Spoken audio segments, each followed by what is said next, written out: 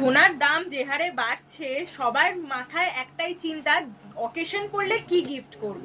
তোমাদের জন্য এর স্বর্ণকার অ্যান্ড সন থেকে দেখো দারুণ একটা কালেকশন নিয়ে এসেছি। পার্লের 3 থাকে লহরি, দেখো কতটা সুন্দর অসাধারণ একটা কভারেজ দিচ্ছে, আর এগুলো অফারে যাচ্ছে মাত্র 5700।